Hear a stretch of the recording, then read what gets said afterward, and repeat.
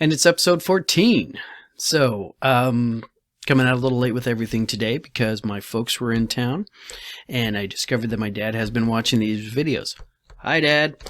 And Dad gave me some really good feedback about my videos. The one that really stuck with me is apparently don't pick your nose when you're on camera, which is instantly just has made me super self-conscious, and my nose just started to itch as soon as that recording button hit it. So let's see if we can count how many times I wound up doing that through the course of these things.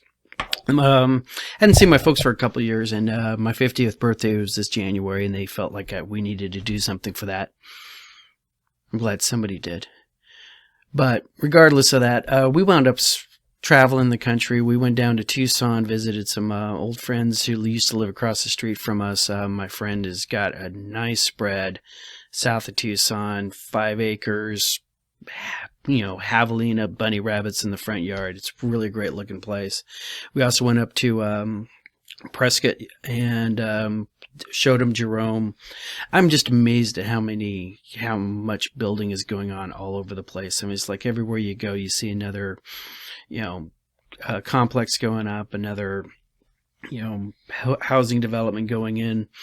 So it really does look like the builders are trying to get that inventory that we've been looking for. I just don't think they're putting it out there fast enough.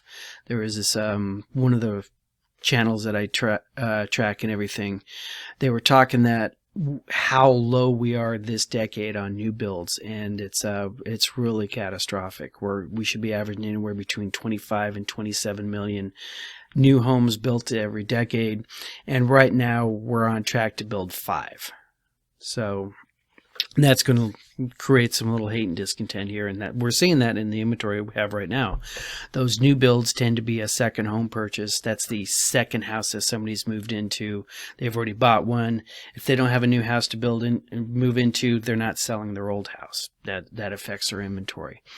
Something else happened up this morning, just as I got back into the office because I've been out for the last 3 days, and my broker told me that he had just heard in the news that yesterday a judge had found that the eviction moratorium, which was put in place by the CDC to make it that you could not evict somebody for not paying their rent if they were not paying their rent because of the impact of COVID on their business, their employment. The judge had gotten rid of that, said, no, you can't do that, CDC. And we had a conversation about how that's going to impact everybody, especially tenants who are suddenly going to get notice to vacate. Landlords who are going to suddenly be able to clear out their properties, may put it back on the market. And it wasn't no more than 2 hours later or so where the judge had been asked by the feds to put a stay on that. So the stay on the decision to get rid of the eviction moratorium is in place at this moment. So we're back to where you're not going to be able to evict those tenants who aren't paying rent. And we will see how this turns out. I know there's a lot of things that are just sort of waiting to see if this ever comes out. There is even some talk about pushing that out till 2022, which I'm not exactly sure why they think they need that much turnaround time. And when we in real estate talk about people in these problems, you have individuals who honestly, they have lost their jobs, and you have people who have not made their rent payments and mortgage payments because they can't. And you also have people out there who are just using this as an excuse not to make that payment. People who, on the lending side, I have lenders who are telling me when that went into effect, and hey, if you're impacted, you don't have. They had people that they had literally just written a loan for the month before, calling them up and say, hey, can I use this moratorium to not pay my mortgage? Asking the lender, how do I not pay my mortgage, is a sort of a stretch to begin with. And, the response was, you're on fixed income. You have a pension. You have Social Security. Why is it did your pension just suddenly dry up? And the borrower were saying, oh, no, I just thought I could get I thought we didn't have to. And there are people in the exact same situation as renters. They have just decided to use this as an excuse not to pay their rent. And they're using this as cover for them. I just heard today about a tenant that was removed from the property. Actually, they know, and it was just simple for lease termination. The lease is over. The individual tenant was month to month and had been not paying rent for quite some time in a month-to-month lease simply because, hey, we don't have to, it's COVID. And the landlord sent a notice over going, hey, your lease is up at the end of this month. We're not renewing your month-to-month lease. It's time for you to get out. And the tenant, discovered the fact that the COVID does not cover, does not cover that situation. And so they had to vacate the property. And landlord, I don't think of one of these big conglomerates, one of these REITs out there that are managing 100,000 units throughout the western United States. I think about my grandmother. All right, my grandmother, when she retired, bought a duplex. Half of that place was rented out to a tenant. That was part of her retirement. All right, that was part of the planning she had made for retirement. So when you sit there and you hear about these issues, just remember it's not necessarily going to be the big bad landlord on the other side. It might be my grandmother. And start thinking of how it's going to affect those individual people who have maybe one property, maybe two property, and how much of their monthly income is suddenly being impacted by an individual who could have honestly lost their job to COVID, could have had their hours reduced because of COVID, or just wound up with a tenant in there who decides they're going to use this excuse to not pay rent. So, editorial aside, this really got me thinking about, tenancy and renters. And I get a lot of calls from people, friends of mine, or just referred to me, individuals who are a tenant, and they don't want to buy, they're not in a position to buy, but they feel like their landlord's doing them dirty one way or the other. And they want to know what their recourse is. Now, Ray's not an attorney. Ray's not a financial advisor. I should just have a big asterisk that pops up every time I talk about these things.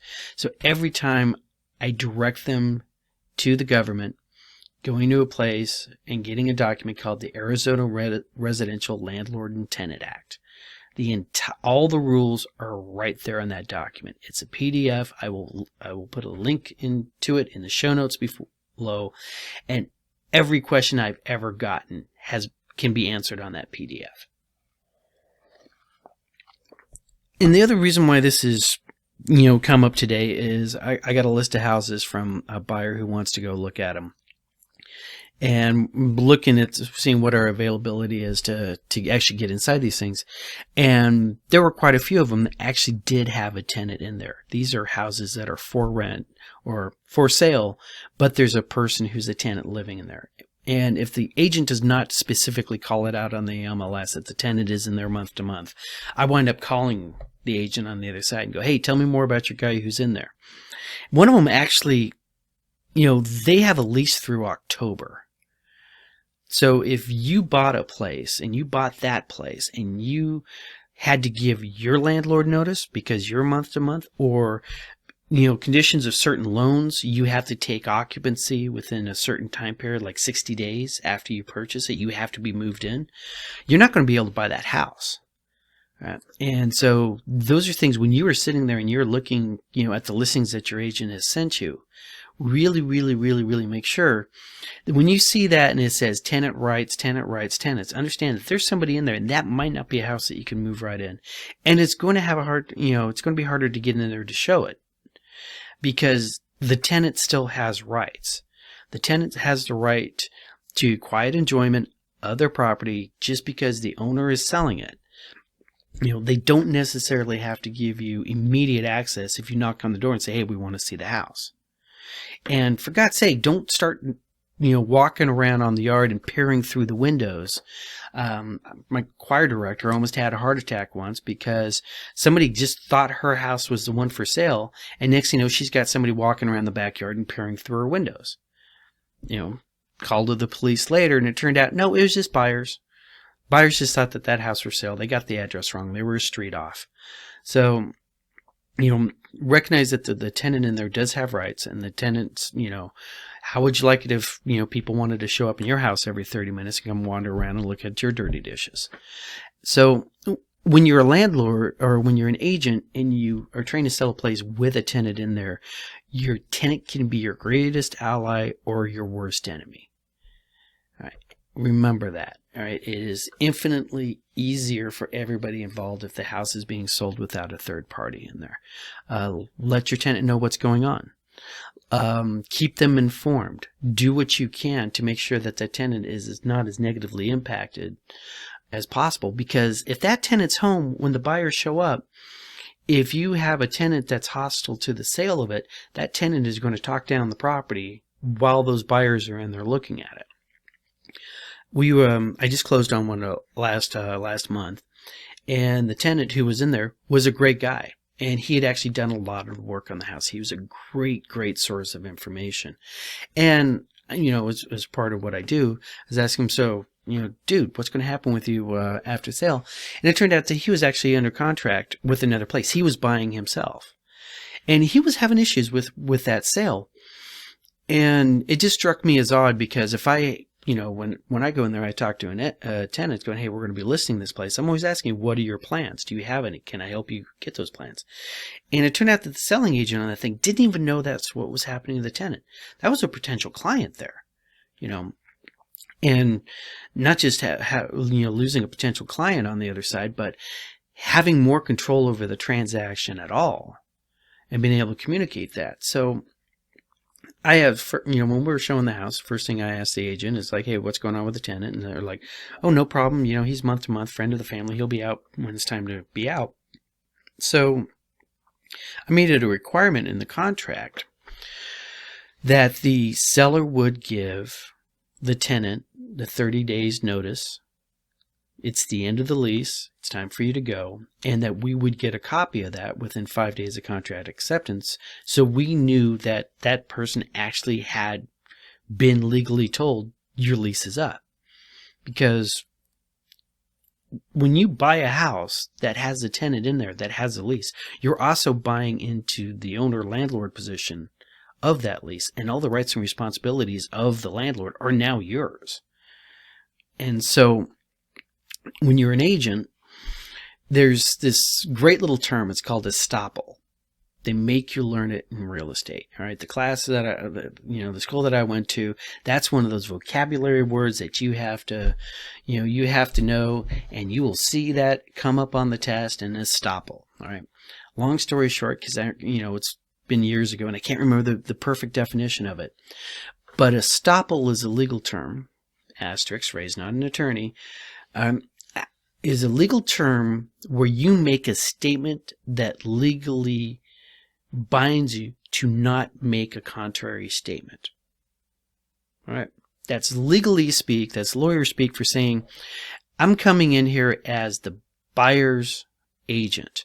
I'm going to have you, the tenant, sign an estoppel letter, which is going to state, it's going to restate the lease. This is how much I'm paying a month. This is when this lease ends. This is the location of the place that I have a lease on. This is how much I put down for a deposit. This is my security deposit, and this is my rents that are paid up to date. And the reason why we do this is because, and I've seen this happen to other agents, of course, the buyer buys the house. The buyer goes in there. The tenants are in there for X amount of time. That lease ends. The tenant leaves. They clean up. They get all ready to go. And the tenant turns around and goes, so where's my cleaning deposit? And the new owner goes, wait a minute, cleaning deposit? Yeah, you just bought into that lease. That cleaning deposit was probably being held by the original owner, and you should have gotten that to hold for the tenant, right, until the tenant was ready to leave. Right. So the estoppel agreement, literally calls out how much do you pay for a security deposit. This protects you, the owner. All right. So the tenant does come in and say, well, I did have a $5,000 cleaning fee that I put down. And it protects, the tenant in there to make sure that you suddenly don't have an owner sitting there going, I've never heard of this agreement before.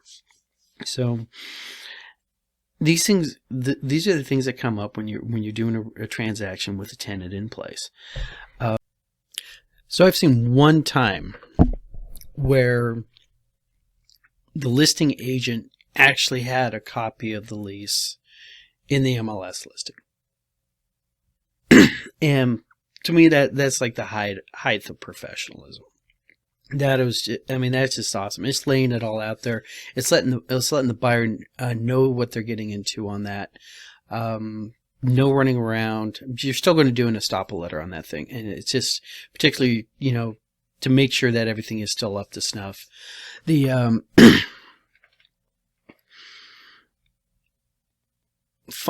follow up to this thing that I really wanted to get in on, and especially for the tenants out there, is you're going to the Arizona Landlord Tenant Act. You know what your rights and responsibilities are. And I think tenants get abused by this all the time, especially with it, is that tenants don't understand you do not need to have people showing up at your house and just walking in at their convenience. You need to be notified of that. You should have go, no go ability to state, no, I don't want anybody in my house on Saturday. That's my kid's birthday. We're having a party. We don't want to be disrupted. And you do have that right, all right? You have a 48-hour notice before the landlord can come onto your property. It's actually a form, out there in the documents. We fill it out, say, hey, we intend, all right, today's Thursday when I'm recording this, all right? It's 4:30, almost 5 o'clock right now. I can't tell you we're coming in there Friday. And I can't tell you until I'm coming in on, Saturday till after 5. And that's why it's called a 2-day. So, but I could put this on your door, deliver it to you, and all the various ways to get that delivered. And say, hey, Sunday, 9 o'clock, we intend to be on the property, all right, from 9 o'clock to whenever. All right. And that gives the owner the right to come onto your property. Other than that, except outside of an emergency, the owner really does not have a right. If you have, Gladys Crabtree for your landlady or landlord, Glenn Crabtree is your landlord, and they're coming into your property without your permission, that's a bad thing. All right. Contact your attorney on that one. They don't have the rights unless it's an emergency, right? If if you're in unit 27, they walk by unit 27, there's water coming out through the front door. They have the right to go in there. Neighbor downstairs says there's water leaking from the ceiling. Then they have the right to go in there because it's considered an emergency. But a lot of tenants, they just get railroaded, and their life is turned upside down because they just got buyers coming in and out of their property. It's 5 o'clock right now. I got a request to show a property at 6:30 tonight to the agent. I sent that request out this morning at 11. Tenant has all the right in the world to say no. I haven't got my 48-hour notice. But I really feel bad for these tenants. We want to go in there at 6:30 because that's as soon as my clients can get there. That's dinner time for most people, right? And they're having their lives disrupted. And I tell you that story to tell you this story.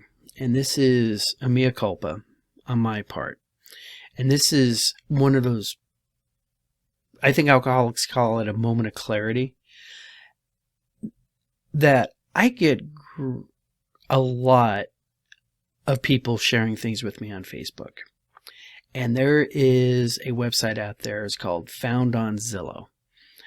And it's people finding pictures of funny listings, unusual floor plans, weird decorations, whatever it is. And they put it up there, and everybody passes around the funny pictures and everything, and everybody has a really good laugh. And somebody sent this to me, and it came to mind, and I'm reading through, I'm looking through the pictures. And there were pictures of an unusual house, right? And it was unusual because it was decorated unusually. There were mannequins in every room. If you saw this one, you know what I'm talking about, the mannequin house. There's all these various mannequins in various positions. Sometimes people do pictures of the house with all the creepy dolls in it. And every time I see one of these things, my first thought is, where's the agent in that? Why isn't the real estate agent, the listing agent, having a conversation with their client about how to prep your house for sale and how to get rid of the clutter and how to... And so I clicked on the link and I started reading through the listing, and I realized there were two sets of photos, and there was two sets of photos because this was a duplex. And one set of photos for one side of the duplex was pretty much ready to sell. You could tell it was minimal of staging. Everything was cleaned out. There was no any personal photos or anything. There wasn't anything except what was there to define the space so a new homeowner could come in and see themselves living there. That's why we stage. And then there was the other unit with these mannequins and the unusualness going on.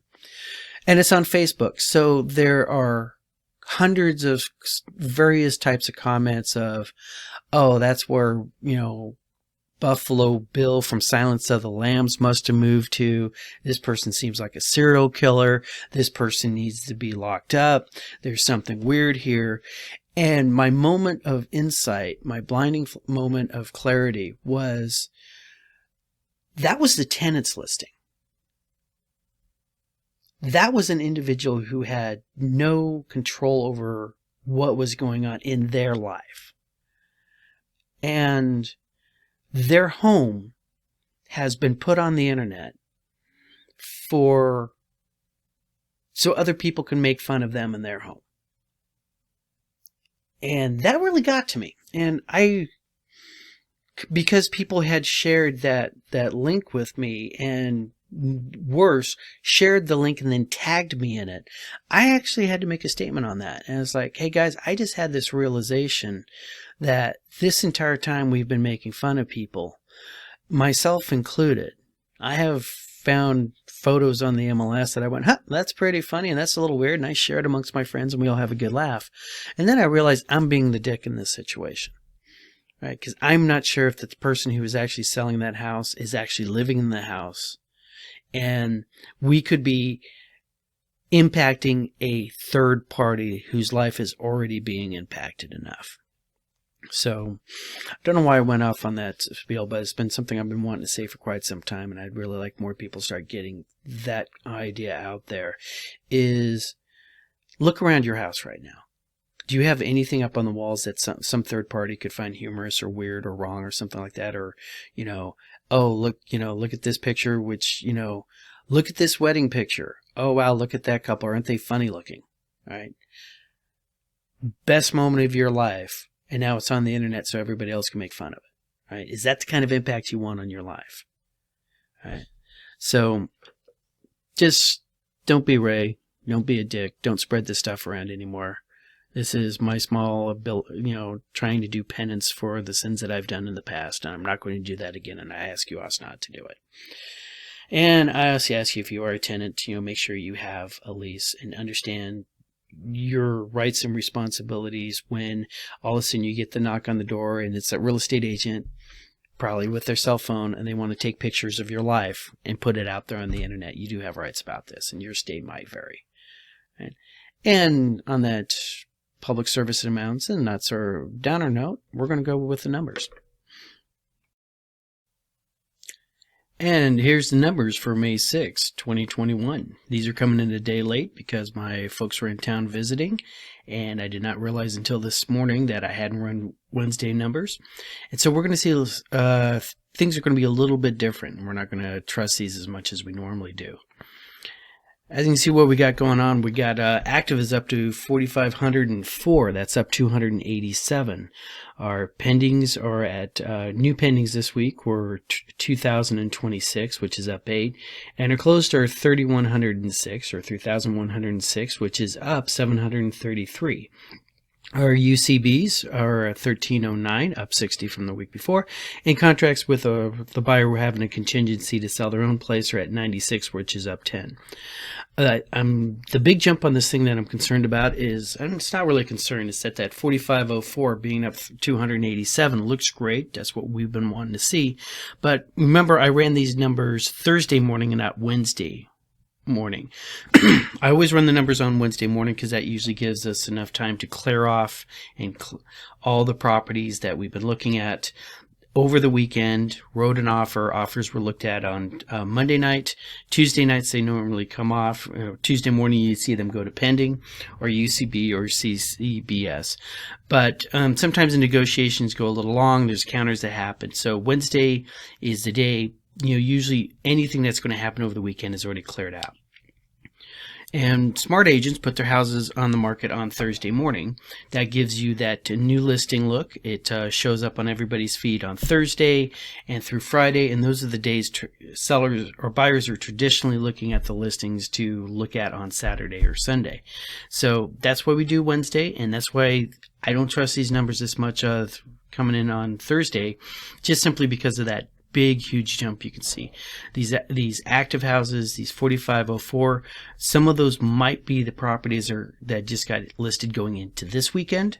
And with the close, we're also considering everything that might have actually already cleared off. So that's why, don't get too excited about that 45 just yet. It might not be it. But if this continues on, this is a really good sign that we're starting to go in the direction as far as inventory goes.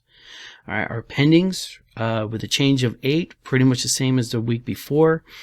We're up a little bit more on the UCBs, and we're up on the CCBSs. So, and then of course with that closing, just like I said, last day of the month is when everybody wants to close. We always see that spike at the end of the month, and sometimes we get some carryover from that. So, running numbers on May 6th meant, we're catching all of the first week, just about all the first week, and the last day of the last month. And so seeing that jump up to 733 is not too unexpected. So I'm going to wrap this thing up, and you guys have a great week, and hopefully we'll get something going on next week for you.